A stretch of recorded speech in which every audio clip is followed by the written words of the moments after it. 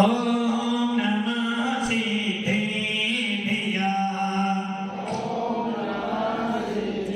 ओम नमः सिद्धेभ्या यदर्चा भावेन पनुदितमनादयः छदाकाशित सर्गी गणगण समध्या सुजनिते लवन्ते तत्प्रत्य शिव सुख समाजं किं तदा महावीर स्वामी नयन पथगामी भवतु मे महावीर स्वामी नयन पथगामी भवतु मे महावीर स्वामी नयन पथगामी भवतु मे गुरुभावतु नित्यं ज्ञान दर्शनदायिका चारित्राणां गंभीरा मोक्षमार्गोपदेशिका पंच प्रकृति भगवान की एकनाथनाथ भगवान की अंतिम सत्संगति भगवान महावीर स्वामी की आचार्य श्री कुंद भगवंत की आचार्य श्री देवन शंकर जी महाराज की आचार्य गुरुदेव सरस्वती शंकर जी महाराज की आचार्य श्री भरत शंकर जी महाराज की तीन काम नौ करोड़ मुनि रथों की द्वादशांजन वाणी माता की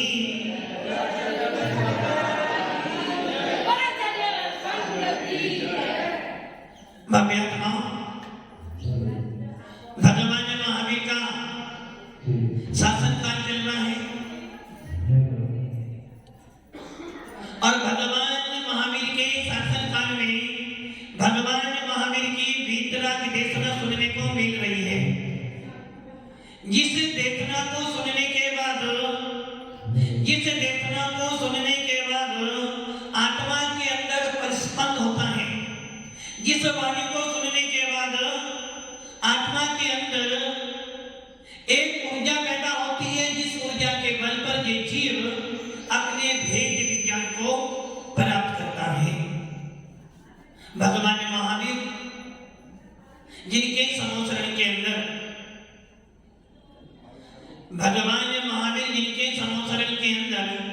गौतम स्वामी बैठे हुए थे और गौतम स्वामी भगवंत ने भगवंत से पूछा था कि हे भगवंत, इस पंचम काल में अंतिम समय तक क्या मुनिराज रहेंगे? तो भगवान महावीर की देशना में आया कि पंचम काल के अंतिम समय तक मुनिराज रहेंगे। कल भी आपने सुना था हमारे इस मोक्ष मार्ग में सर्वोपरि कौन है? इस मोक्ष मार्ग में सर्वोपरि है निर्गंध मुद्रा। निर्गंध मुद्रा के बिना मोक्ष मिलने वाला नहीं है, और जब तक निर्गंध मुद्रा है तब तक ही जीव शासन जीवंत रहेगा। हम नमोकार मंत्र में पढ़ते हैं, पांचों पदों को नमस्कार करते हैं। इन पांचों पदों के अंदर किनको नमस्कार किया गया है? मात्र निर्गंध साधुओं को।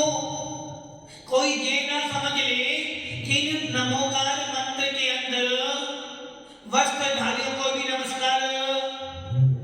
इन नमोकार मंत्र के अंदर मात्र निर्गंध कपोनिधियों को ही नमस्कार किया गया है। जब आप नमोकार मंत्र बोलते हो, नमो अरि ये बोलते हो। आदि मैंने बोला नमो सर्व अरिहंताणम, इसका अर्थ क्या हुआ? नमो सब अरिहंताणम, इसका अर्थ क्या हुआ? इसका अर्थ क्या हुआ? लोक के राजवन जी, लोक के सभी। मैंने बोला नमो लोक, नमो सब आयरियाणम, नमो सर्व आयरियाणम, इसका अर्थ क्या हुआ? लोक के सभी। कौन से आचार्य? ओनली निर्गंध आचार्य। अब सवाल आता है नमो लोए सर्वे साउनम, नमो लोए सर्वे साउनम। मोहन जी, नमो लोए सर्वे साउनम का अर्थ क्या हो गया? मोहन जी,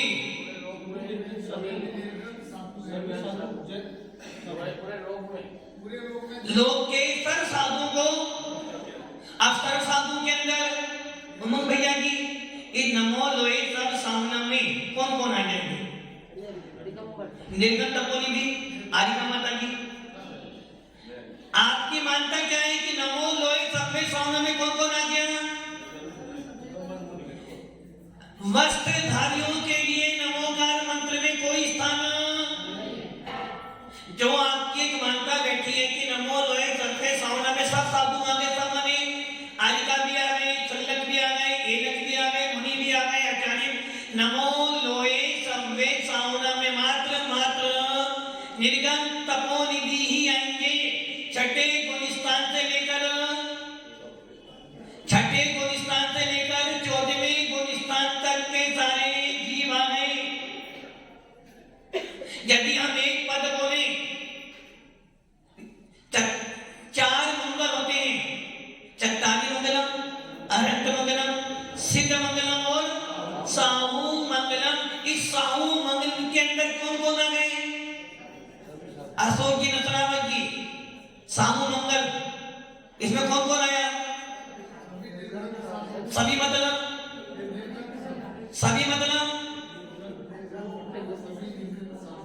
सभी निर्गम तो सब मतलब क्या हुआ? साहू मंगलम, इसमें अलग से अनंत मंगलम, सिद्ध मंगलम, साहू मंगलम और केवली पढ़तो धम्म मंगलम। साहू मंगल के अंदर क्या हो गया आपका? छठे गुणस्थान से लेकर 12वें गुणस्थान तक के सारे जीव आ गए। तो क्या आपने अलग से बोला है अनंत मंगल? उस अनंत मंगल में कौन आएगा? अनंत मंगल में कौन आया? मात्र अरिहंत। अब वो अरिहंत कहाँ पाए जाएंगे? वो अरिहंत कहाँ पाए जाएंगे? क्या 2.5 दीप के बाहर भी अरिहंत हो सकते हैं? क्या 2.5 दीप के बाहर अरिहंत हो सकते हैं? बसंती लाल जी, नहीं मालूम? हो नहीं सकते, मालूम नहीं है। ये भी हो सकता है कि नहीं मालूम ना। उमंग भाई 2.5 दिन के बाद अरिहंत हो सकते हैं। 2.5 दिन के बाद में अरिहंत मतलब कि अरिहंत मंगल में मात्र 13वें गुणस्थान वाले जीव और 14वें गुणस्थान वाले जीव आ गए। 13वां 14वां गुणस्थान किसका होता है? अरिहंतों का होता है। और वो अरिहंत कहाँ के होते हैं? भरत क्षेत्र के भी होते हैं, एरावत क्षेत्र के भी होते हैं और विजय क्षेत्र के भी होते हैं। जब आपने बोला अरहंत मंगलम, तो इस अरहंत मंगल में सारे अरिहंत 2.5 दीप में जो अरिहंत हैं, 13वें 14वें गुणस्थान वाले सारे अरिहंत, सिद्ध मंगलम सारे सिद्ध आ गए। साहू मंगल में 6वें गुणस्थान से लेके 12वें गुणस्थान तक के मुनि भी आ गए, आचार्य भी आ गए और उपाध्याय भी आ गए। इसलिए नमोकार मंत्र में मात्र 5 पदों में निर्गम तपोनिधियों को ही नमस्कार किया गया है। किसी भी वस्त्रधारी को नमस्कार। आपकी मान्यता क्या है? नमो लोए सभ्य सौनम, सारे जैन साधु उसमें आ गए। यदि आप ऐसा मानते हो सारे जैन साधु आ गए, तो समझना श्वेतांबर भी आपके जैन साधु में आते हैं। यदि आपने बोला कि नमो लोए सभ्य सौनम में सारे जैन साधु हैं, तो समझ लेना श्वेतांबर भी उसमें आ गए, आलिका भी उसमें आ गए, चुल्लक भी आ गए और एलक भी। इसलिए नमो लोए सभ्य सौनम में कौन आएगा? मात्र 6ठे से लेकर 12वें गुणस्थान तक। या ये कहते हैं नमोकार मंत्र, पंच नमस्कार मंत्र में मात्र निर्गम तपोनिधि ही आएंगे। अब अगला सवाल खड़ा होता है, तो क्या आलिका, चुल्लक, एलक ये साधु नहीं है? साधु तो है। इसलिए आचार्य कुंद स्वामी ने, आचार्य भट्टके स्वामी ने क्या लिखा कि मुनि की अपेक्षा आलिका है। आलिका मुनि में अंतर क्या है? कोई अंतर नहीं है। आलिका मुनि में कोई अंतर नहीं है। उनके मूल गुणों के अपेक्षा कोई अंतर, उनके 28 कीर्ति कर्म के अपेक्षा कोई अंतर मुनिराज भी एक बार हार करते हो, आरिका भी छुल्लक केले 2 बार करते हैं। छुल्लक केले का भी हार एक ही बार होना है। कुछ चर्या ऐसी हैं जो समान हैं, जैसे मुनिराज को, आरिका की हो, छुल्लक हो, एलक हो, उन सबको एक बार ही हार करना के आदेश है। वैसे ही मुनिचर्या और आरिका की चर्या में कोई अंतर, दोनों के 28 गुण हैं, दोनों के 28 कृत्यकरण हैं। बस अंतर इतना है कि एक आरिका वस्त्रधारी है और वस्त्रधारियों का गुणस्थान 5 में से ऊपर नहीं होता है। एक निर्गत मुनिराज का गुणस्थान 6 से लेकर 14 तक हो सकते हैं और 14 के बाद सिद्धि भी हो सकता है, जबकि एक आरिका 5वें गुणस्थान से ऊपर नहीं जाती। इस अपेक्षा से तो अंतर है, किंतु यदि आप ये भावना भाव, ये मानना बनाओ कि आरिका वस्त्र पहनती है तो उनका मूल गुण महावीर की मूल गुण कम हो जाएगा। एक आरिका वस्त्र पहनती है, एक मुनिराज निर्गत है, दोनों में अंतर क्या है? अंतर पड़ेगा ना मूल गुण में। क्या अंतर पड़ेगा कि मुनियों का मूल गुण है निर्गत आचेलत्व। इसका अर्थ क्या है? आचेलत्व का अर्थ है कि किसी भी प्रकार के वस्त्रों का उपयोग नहीं कर सकते। आचेलत्व मतलब शरीर का जैसा स्वरूप था, जीव जैसा पैदा होता है, जन्मजात यथा जात रूप धारण करने वाले निर्गत होते हैं। यदि मुनिराज के शरीर पे वस्त्र हैं तो मुनि मुद्रा, यदि एक जिनेंद्र की प्रतिमा को आप वस्त्र से ढक दो तो वो वीतराग की मुद्रा। आपने एक प्रतिमा को कपड़े से ढक दिया तो क्या वो प्रतिमा प्रतिष्ठित है? मोहन जी, यदि प्रतिमा प्रतिष्ठित है उस पर कोई आवरण नहीं। यदि आपने वस्त्र ढक दिया है तो प्रतिमा की वीतरागता पे आपत्ति आती है। वैसे ही निर्गत मुनिराज निर्गत ही होते हैं। निर्गत दिगंबर, 10 दिशाएं ही जिनका अंबर है उन्हें कहते हैं दिगंबर। और एक आरिका के पास में क्या है? साड़ी। दोनों के मूल गुण कितने हैं? मूल गुण कितने होते हैं? 28। और 28 मूल गुणों के अंदर 7 विशेष गुण आते हैं, जिसका अर्थ है पहला मूल गुण आचेलत्व। आचेलत्व का अर्थ क्या है? जब हम लोग प्रतिक्रमण करते हैं, बड़ा प्रतिक्रमण करते हो, के अंदर आता है दंडक के अंदर कि आचेलत्व का हो गया किसी भी प्रकार का वस्त्र, भले वो कपड़े का हो, भले वो ऊन का हो, भले वो चमड़े का हो, भले वो किसी भी तरह का वस्त्र जिससे शरीर को आवृत किया जाता है, ऐसा कोई भी वस्त्र मुनिराज नहीं हो सकते। जिस प्रकार हिंदू लोग बोरे के वस्त्र भी पहनते हैं, मुनिराज वो भी टाट का वस्त्र, वो भी फलक का वस्त्र भी नहीं पहन सकते। किसी प्रकार के जीवों से उपचार से बने वस्त्र को भी आवरण। अब मुनिराज का मतलब है निर्गत भेष। सबसे पहला गुण आचेलत्व। अब एक आरिका जो है उसके पास में क्या है? महावीर जी साड़ी है। अब बताओ आरिका मुनि के मूल गुण में क्या अंतर आ जाएगा? मुनि का मूल गुण है आचेलत्व, विशेष गुण 7, और आरिका के ऊपर एक साड़ी, दोनों में अंतर क्या आ गया? महावीर जी अंतर आ गया ना। अब जब आप देखोगे 7 विशेष गुण किनके होते हैं?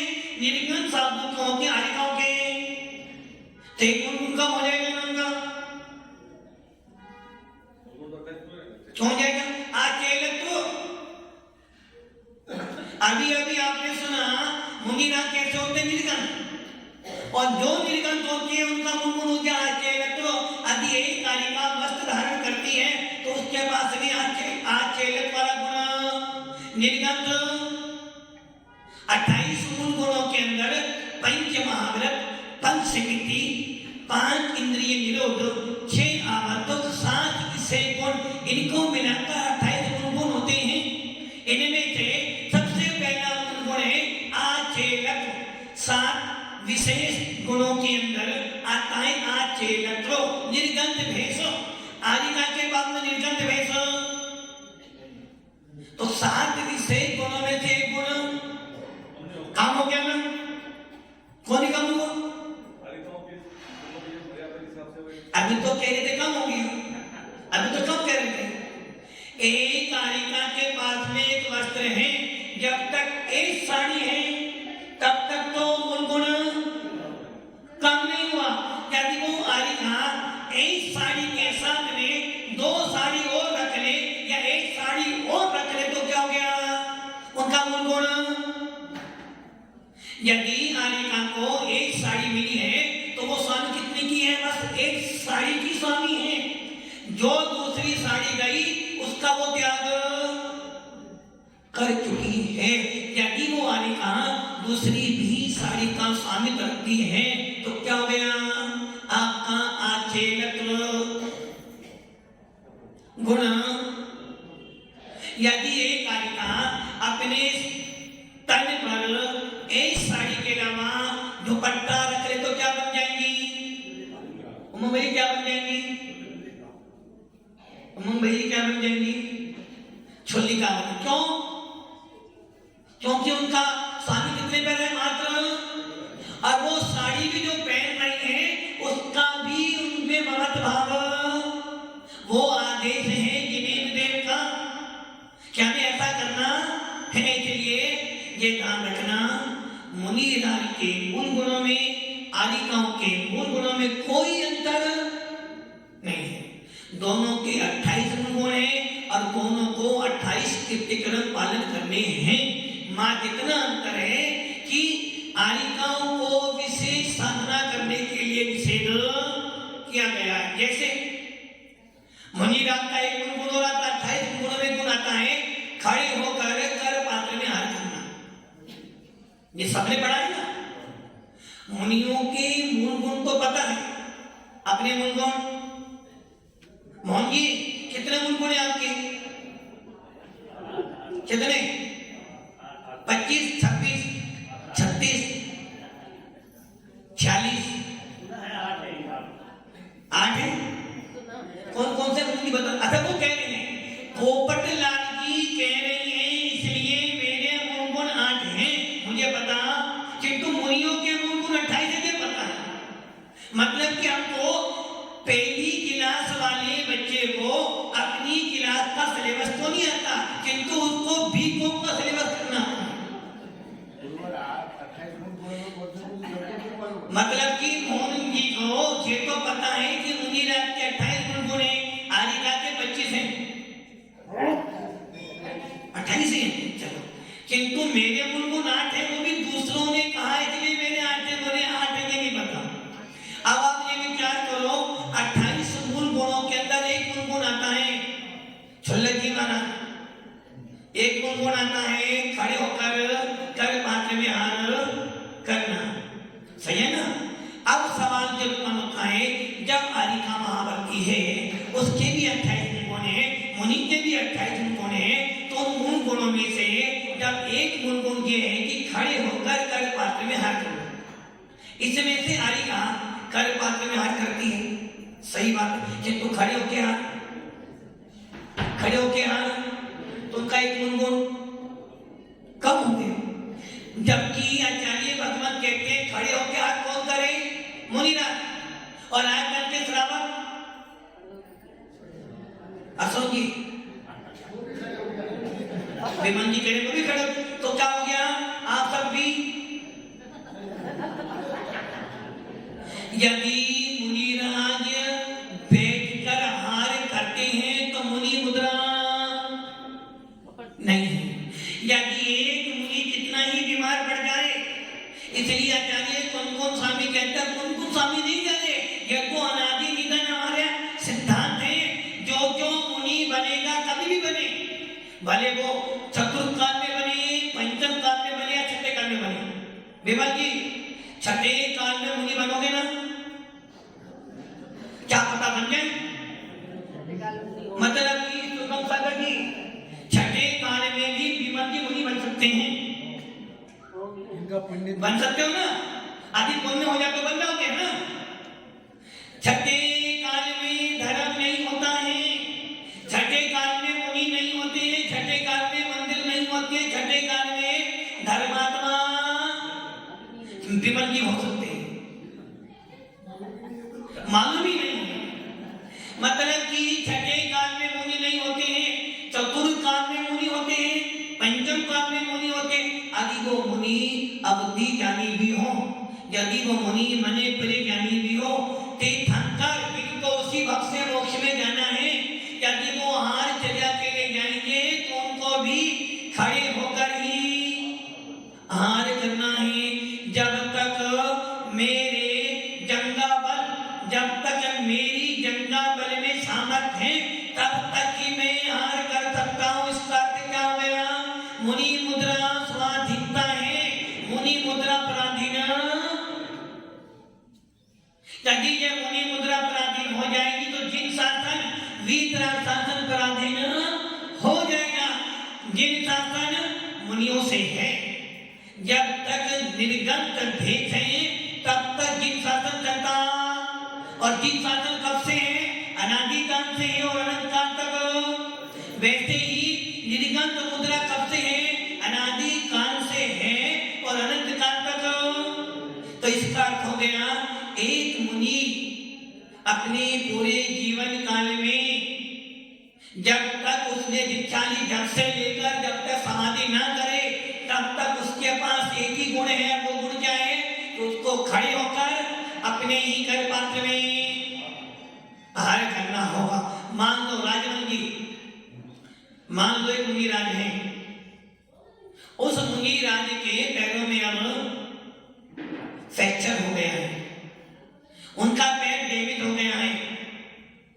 क्या वो मुनिराज, नो की उम्र छोटी है, तो क्या वो मुनिराज आहार नहीं करेंगे? करेंगे। खड़े हो नहीं सकते तो कैसे करेंगे? आप बैठकर तो खड़े तो हो नहीं सकते। यदि बैठ के आहार कर ले तो क्या बात है? उनको वेदना हो रही है। हमारा धर्म कहता है कसाईयों का, हमारा धर्म है जिसमें कसाई नहीं हो, राग द्वेष नहीं हो, किंतु आचार्य भगवान कहते हैं मूल गुण तो पालन। यदि मूल गुण पालन करने में राग भी हो रहा है तो प्रशस्त राग है। ऐसा नहीं हो सकता कि तुम मुनि बन गए तो फिर बैठ के हाथ कर लो।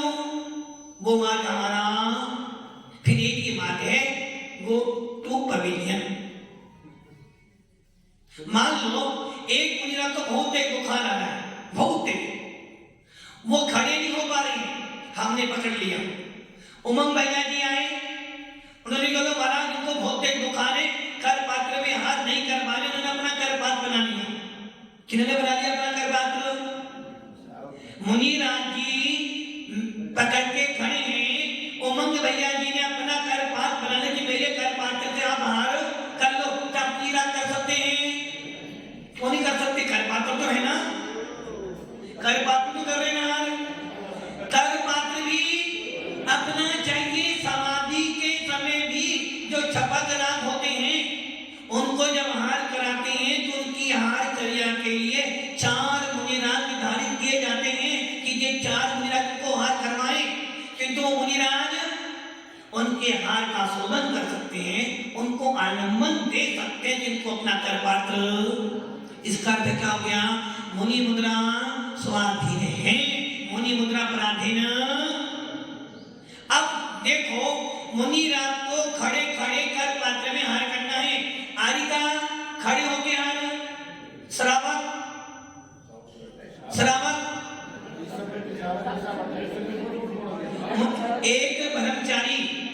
एक ब्रह्मचारी जिसकी कोई वर्तमानी आजीवन ब्रह्मचारी है, वो खड़े खड़े हाथ कर सकता है क्या? भोजन कर सकता है?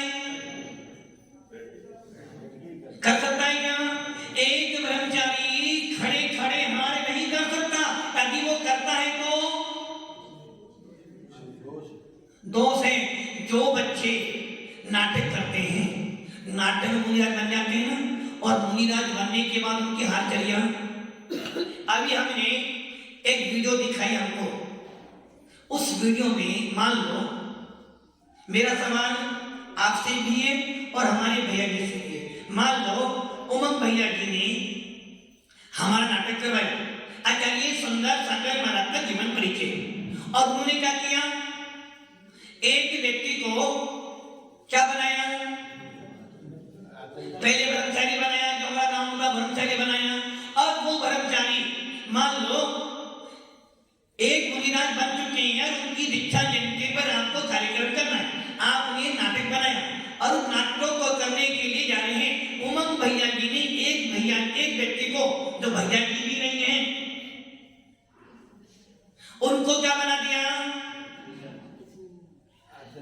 आचार्य सुंदर सागर महाराज जी वैराग लेने जा रहे हैं, और उन्होंने एक ब्रह्मचारी को वाइट कपड़े बनाए, साफा मांगा, तैयार किया, उनकी पूरे गांव में, पूरे नगर में क्या कर रही है, विदाई समारोह का कार्य। किसके लिए कि अब ये मुनिराज, ये भैया जी, ये जीव मुनि बनने जा रहा है, सब लोग उसकी आरती उतार रहे हैं, गोद भर रहे हैं, तिलक कर रहे हैं। बोलो ये उचित है, उचित है? यदि आप ऐसा कर रहे हो, उसके बाद आपने दिखाई हाथ चलिया, और उमंग भैया जी ने क्या किया, चलो ये तो ब्रह्मचारी जी ने ब्रह्मचारी कर पात्र में हाथ कर रहे, बोलो क्या उचित है, उचित है? आचार्य कौन कौन स्वामी अष्टावक्र में कहते हैं कि खेल खेल में भी कर पात्र में हाथ, हमने क्या करवाया, और उनको मुनि मानकर पूज रहे हैं, उनको हाथ करवाना समझ लेना आपका ऐसा प्रदर्शन करना हानिकारक। खेल खेल में ब्रह्म गुलाल मुनि बने थे, खेल करने बने थे। कौन बने थे, नाम सुना है ना, फिरोजाबाद में उत्पन्न हुए थे, खेल खेल में मुनि बने थे।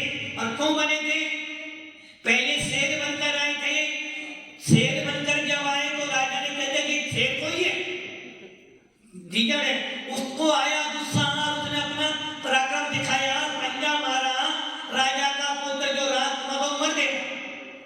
जब वो मर गया तो राजा को बड़ा संताप हुआ, और उस संताप के होने पे राजा ने कहा, देख तू शेर बनकर आया, तूने मेरा बेटा मारा, अब मुझे तू ऐसा भेष धारण करते रहा तो मेरे मन को संतोष मिले। तो वो भेष कौन सा हो सकता है, पूरे विश्व के अंदर यदि कोई शांति देने वाला भेष है, पूरे विश्व के अंदर यदि कोई आपको शांति दे सकता है, तो वो कौन सा भेष है, नीलकंठ भेष, वीतराग शासन, ब्रह्म गुलाल मुनि बनकर आया। और मुनि बनकर आया, ऐसा उपदेश दिया, ऐसा उपदेश दिया कि राजा गदगद हो गया। उसने विचार कर लिया, कोई बात नहीं, ऐसे बेटे तो बहुत बार मिले हैं, पर यह तो विनश्वर है, आत्मा शाश्वत है। उस राजा ने कहा, भरतलाल मांग ले, तुझे क्या मांगना है, ये पूरा राज्य दे दे। वो भरतलाल कहता है, महाराज तुम राजा हो, मैं महाराजा हूं, तुम कौन हो, राजा मैं हूं, महाराजा तुमसे बड़ा हूं, पहले ये मुद्रा लेने की थी, किंतु अब ये मुद्रा तो देने की है, अब मैं इस मुद्रा को मांग नहीं सकता।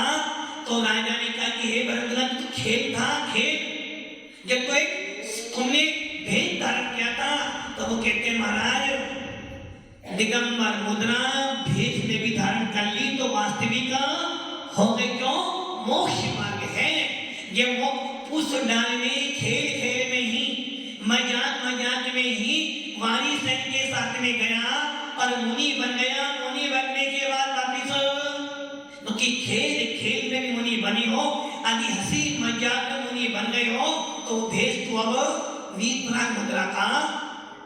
इसी प्रकार आचार्य भगवान कह रहे हैं कि आज मुनि राज कर पात्र में खड़े होकर हाथ करते, उनका अर्थ है स्वाधीनता, पराधीनता नहीं, जिन शासन पराधीन, मुनि मुद्रा पराधीन नहीं है। ये बात अलग है कि एक मुनि को भी अपने आचार्य के अंदर में रहना पड़ता है, वो व्यवस्था अनुशासन है, वो अनुशासन है, किंतु मुनि मुद्रा पराधीन। इसलिए एक आदिका खड़े खड़े हाथ कर सकती है,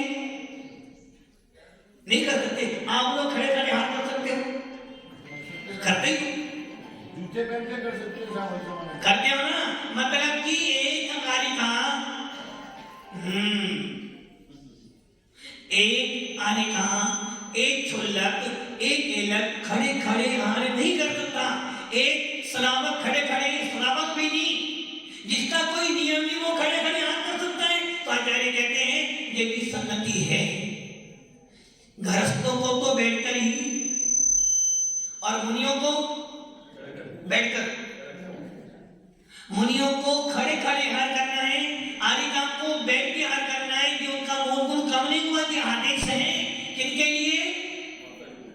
भगवंत की वाणी है कि आरिकाओं को जिन शासन में खड़े खड़े हार करने का विधान, किंतु श्रावकों के लिए जब एक महाभक्ति को नहीं है तो तुमको कैसे आदेश हो सकते? एक छुल्लक भी खड़े खड़े हारो। हाँ, यदि छुल्लक को मुनि बनना है, छुल्लक जी क्या कहेंगे भैया जी? मुनि बनना है ना। यदि मुनि बनना है तो उनका अभ्यास के लिए एक दो दिन पहले कर पात्र में हार करने दिन तो वैसे हार कर पात्र में हार, तो इसलिए खड़े खड़े हार करना, कर पात्र में हार करना मुनियों का मूल गुण है। आरिकाओं के लिए आदेश दिया है कि तुम बैठ कर ही हार करो, इससे उनका मूल गुण कम होने वाला नहीं। इसलिए हमारा मोक्ष मार्ग आत्मा का मार्ग है, हमारा मोक्ष मार्ग परमात्मा बनने का मार्ग है। ऐसे परमात्मा बनने के मार्ग में हम सब लगे और अपनी आत्मा का उत्थान